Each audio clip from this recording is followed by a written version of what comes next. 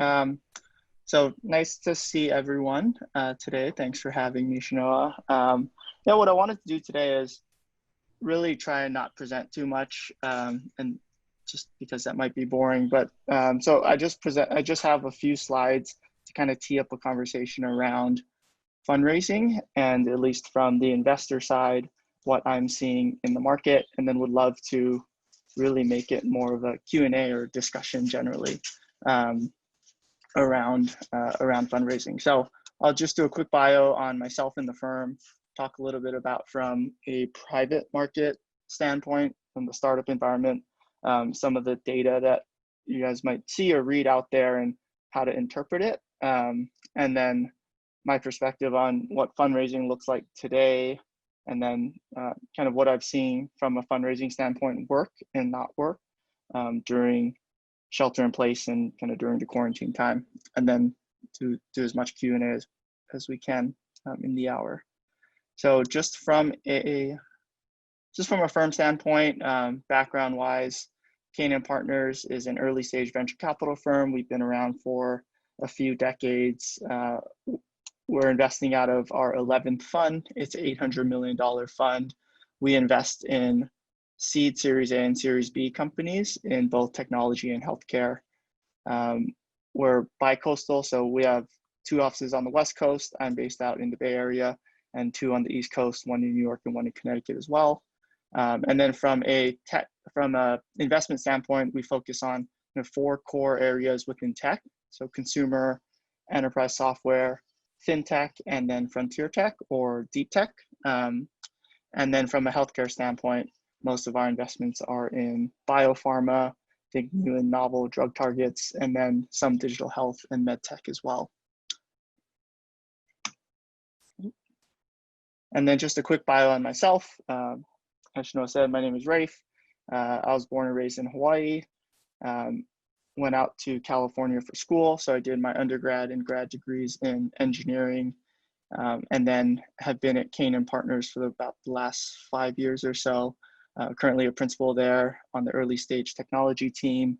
And my focus area at the firm is across enterprise software and then also our frontier tech areas. So that's areas for us like autonomous vehicles, robotics, space tech, quantum computing, etc. I just listed down here a couple of the investments that I made over the last few years, just to give you a sense of kind of where I spend a lot of my time. So Apex AI is a company taking an open source platform called ROS, the Robotic Operating System, commercializing it for automotive and autonomous vehicles in particular. Ready Robotics, they're building an operating system for industrial robots to help manufacturing facilities better use and program and reprogram robots. And then the last one is Fireflies. It's a virtual AI assistant that joins meetings like this, like a Zoom meeting, will record, transcribe, and make that meeting searchable so that it's kind of like a virtual notebook or digital notebook for you in an automated way. So just put together some slides just to help give some clarity to what I'm seeing in the market, at least right now. So what's happening with startup investments?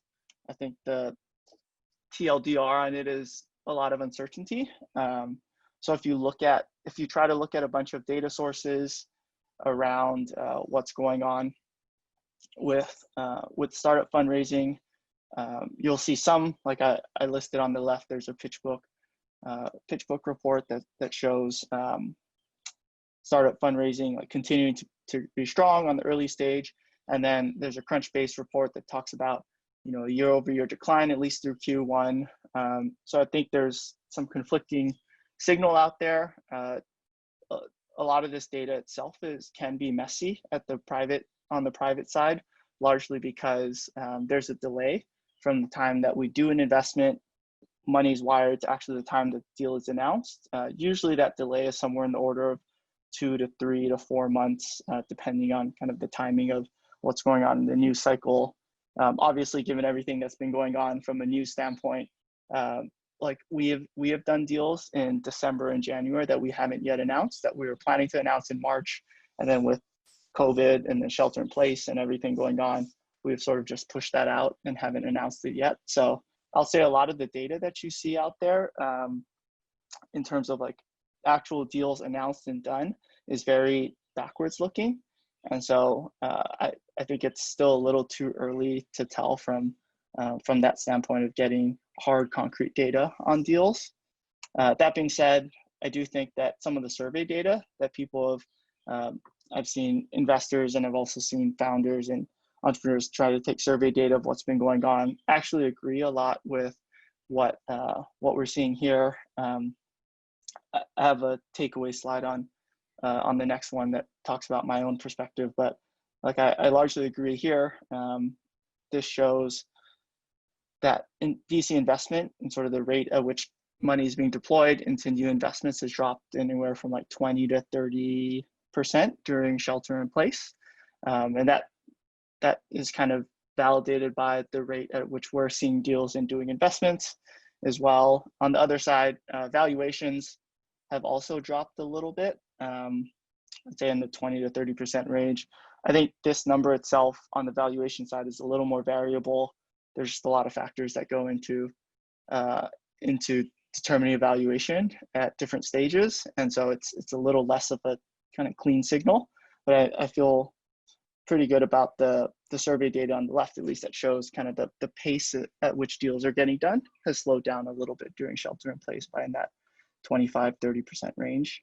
Yeah, my takeaways, I just put it here. Since shelter in place, it's about a 30% slowdown in how fast we're getting deals done, at least internally at Kanan. We've done in the last March, April, May, June, in the last sort of 4 months, we've done 2 new deals. Typically, we would do somewhere in the order of 3 to 5 normally if we were sort of at our normal pace and we're able to meet everyone in the office and reconvene as a partnership in person. So it has slowed down a little bit. I think a couple of reasons there. One is a lot of investors are spending a lot of time with their portfolio just to make sure that each of their portfolio companies have the kind of capital to ride out any of the uncertainty ahead. And then also, it's just harder to do new deals virtually, harder to meet the entrepreneur and build that trusted relationship with an entrepreneur remotely. I'll talk about how we got through that process and maybe some things that you can do virtually to make that easier. But it's just a new way of trying to do deals that I think everyone is still trying to adjust to. On the valuation side, I think, at least from my perspective, what's happened is that you're seeing there are originally sort of 3 types of groups that would go out to fundraise. One were companies that needed to go out, otherwise they were gonna, their burn was high, they're running out of runway, and they had to go out to fundraise, otherwise it's shut down.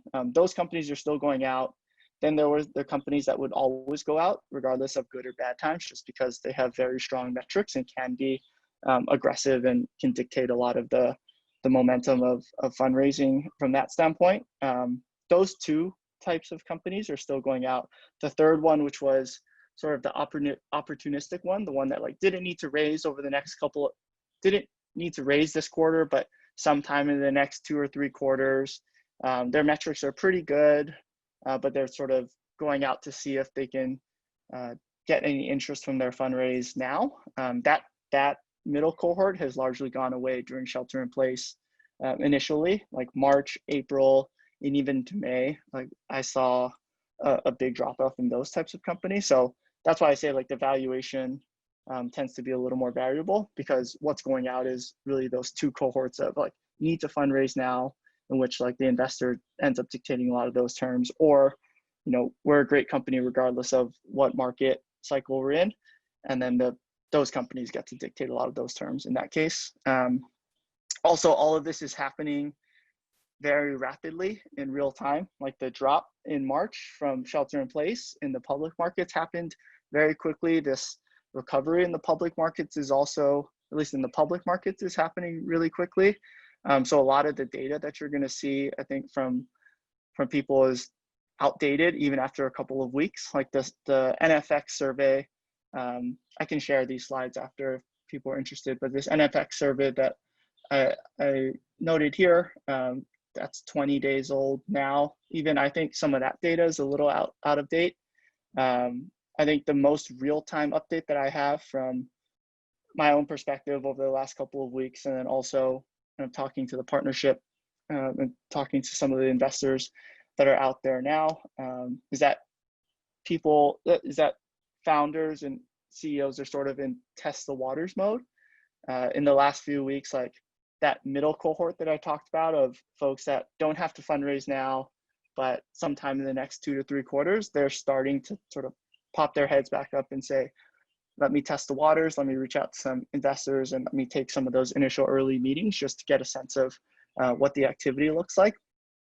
So I'm seeing that happen a lot on the early stage side.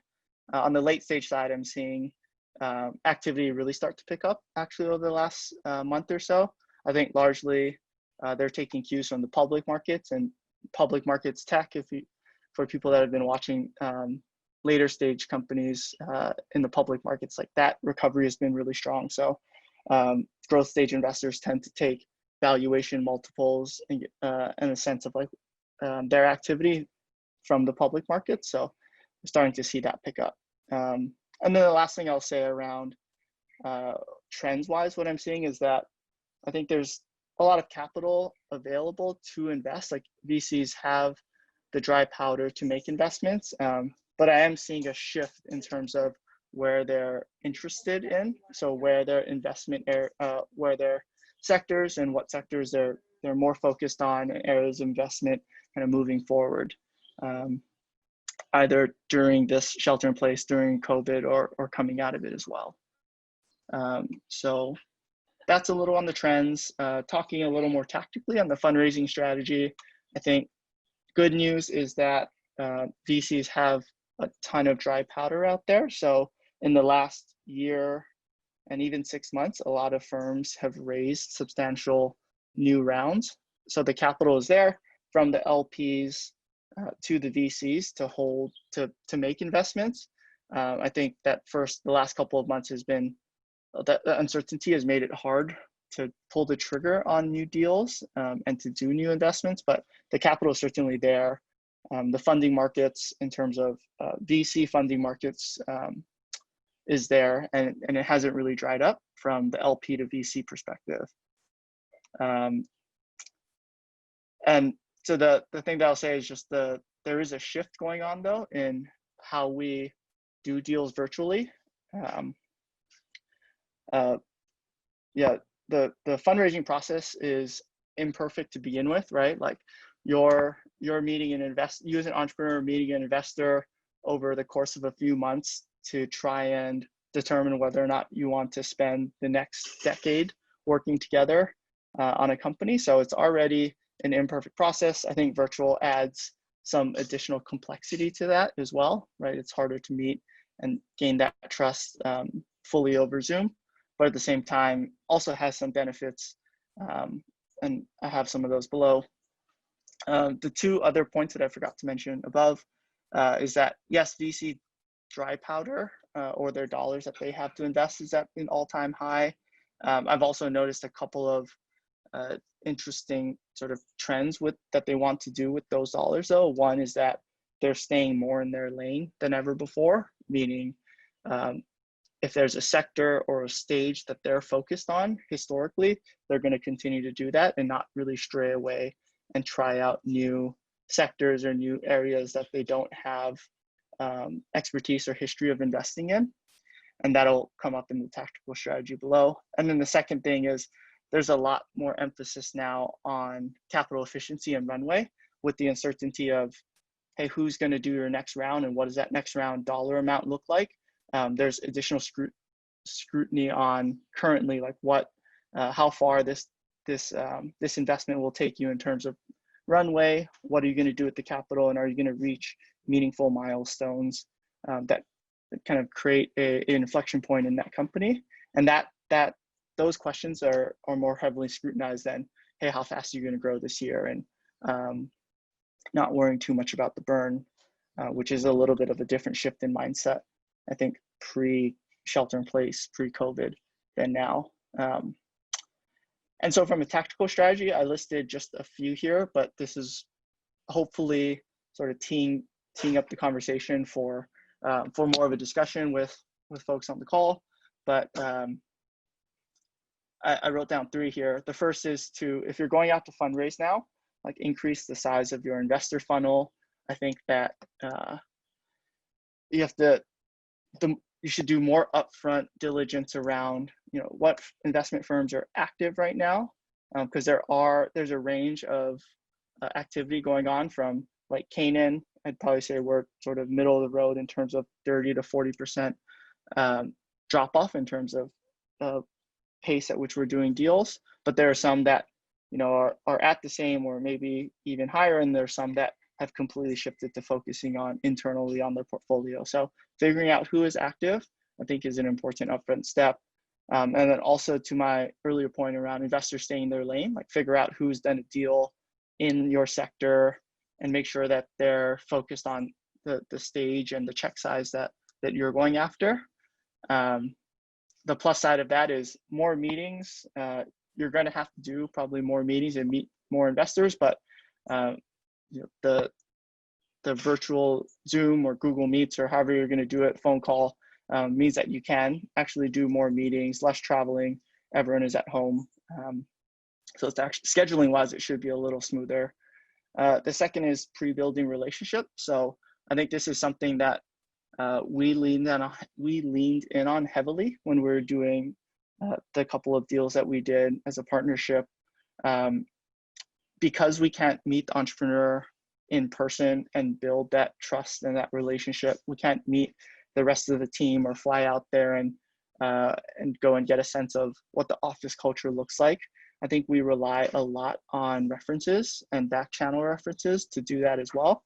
So I think refreshing, now's a good time if you're going to go out to fundraise soon, to refresh those relationships and any mutual connections that you might have on LinkedIn or otherwise with potential investors, because I can almost guarantee you that they're going to reach out to the mutual connections and try to do a back channel reference. And then things like having an advisory board or having a board are useful in this case, right? Because it provides just another third party perspective of someone who knows the company, knows you, that can vouch for what you have been doing over the last so many years in building the company. And then the third thing I'll say tactically that is more important than I think pre-COVID times is making sure that you run as structured of a process as you can when you're going out to fundraise. I would over-organize your data room. I would expect more data requests from us, from investors, expect more meetings just as we virtually try to figure out what the best process is.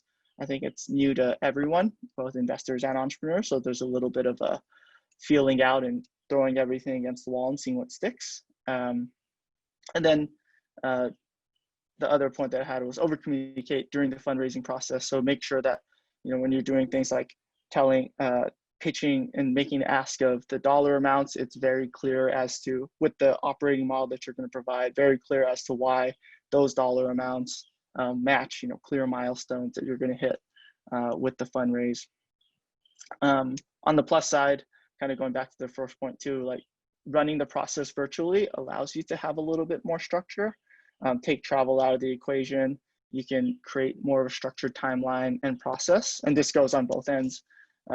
So you can run more of a streamlined process. If you have multiple investors that you're talking to, it might be easier to kind of line all of them up along the same timeline, just given you remove travel out of that equation. And that's all I had from a sort of presentation standpoint.